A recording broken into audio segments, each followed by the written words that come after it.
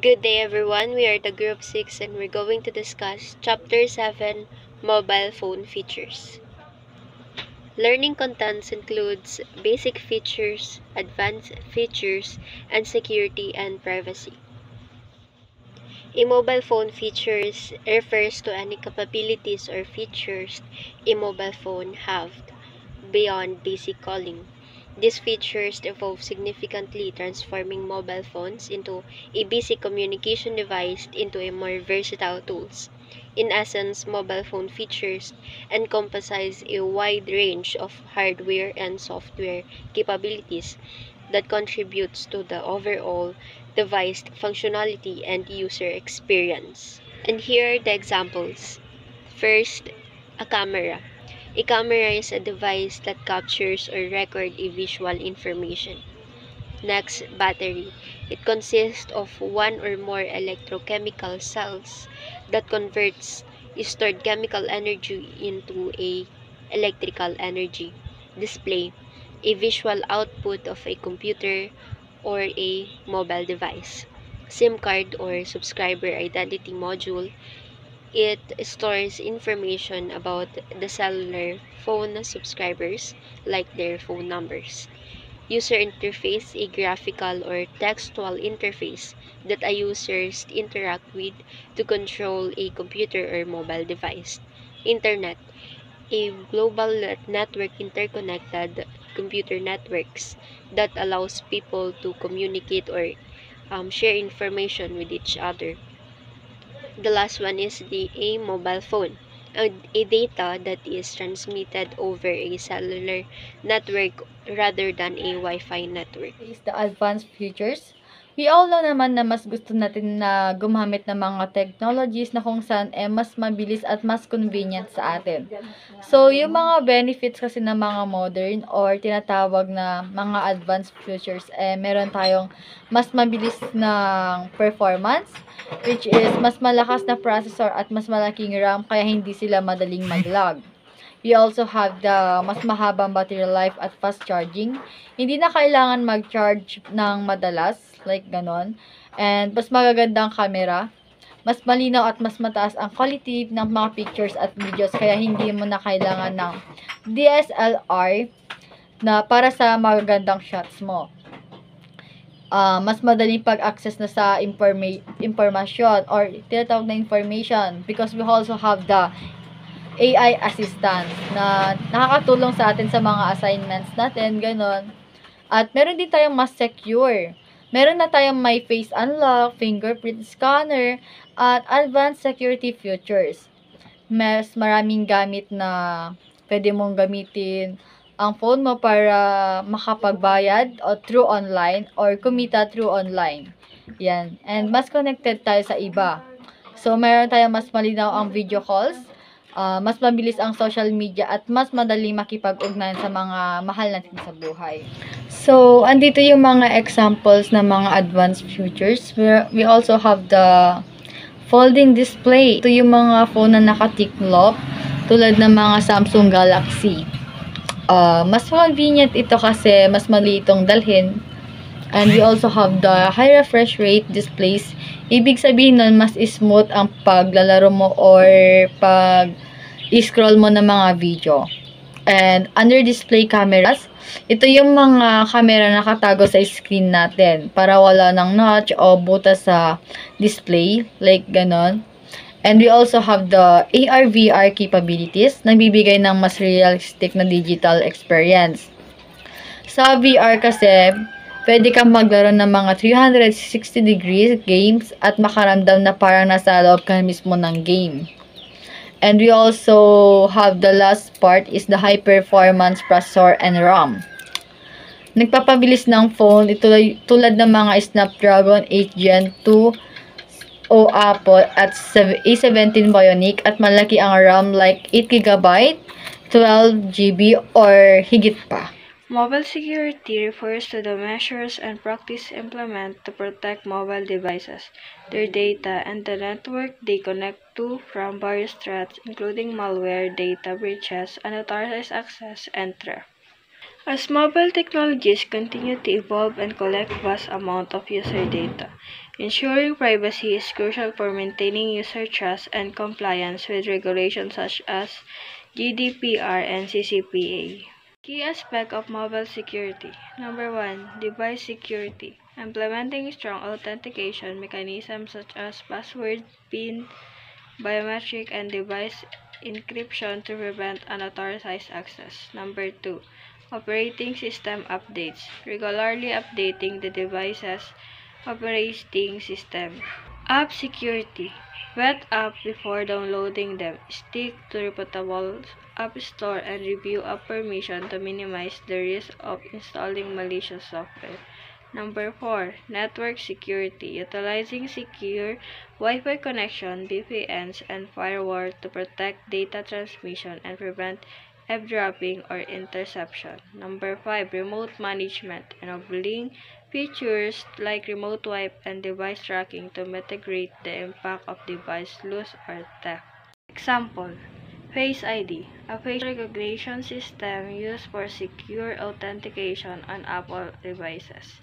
It scans your face to unlock your phone or other device and can be used for secure transaction. Password, a secret string of characters used to verify a user's identity when accessing a device or account. A strong password should be a combination of upper and lower case, letter, numbers, and symbol. PIN code, a personal identification number, typically a short numeric code used to unlock a device or access an account. PIN are generally shorter and easier to remember than password but offer less security. Voice unlock, a system that uses your voice to unlock your device. It recognizes your voice pattern and grants access if it matches the store voice print. Fingerprint scanner, a security system that uses your fingerprint for user authentication. It scans the unique pattern of ridges and valleys on your fingertip and compares it to a store template. Pattern, a graphical password often used to mobile devices. Users draw a specific pattern on a group of dots and unlock the device. Patterns are less secure than strong passwords but can be more convenient. Key concept of mobile privacy. First, data minimization. Collecting only the necessary data required for the intended purpose and minimizing the retention of personal information. Second, user consent.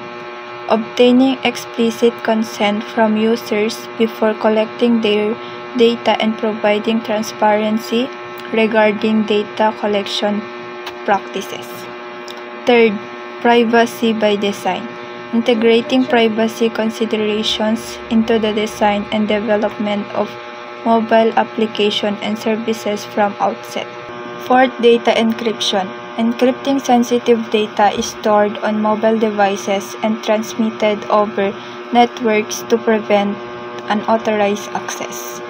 Fifth, anonymization and pseudonymization.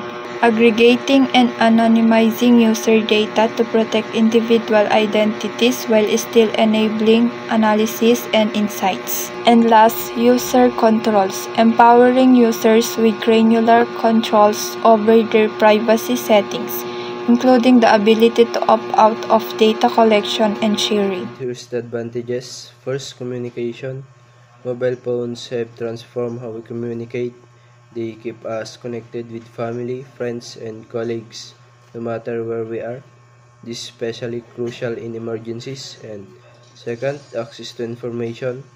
With the internet at our fingertips, mobile phones provide quick access to vast amount of information. They act as mini computers, answering questions, provide news, and offering educational resources. For number 3, convenience. Mobile phones offer unmatched convenience. They allow us to make calls, send texts, check emails, and perform various tasks on a single device that easily fit in our pocket. And for number 4, safety.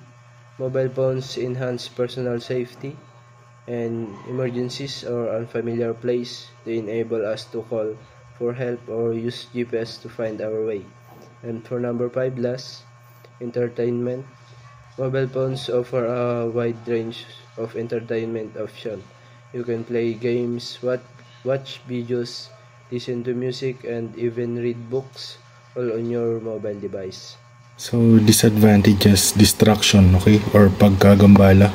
So, ang mga mobile phones device ay madaling makagambala sa pag-aaral or sa ating pagtatrabaho.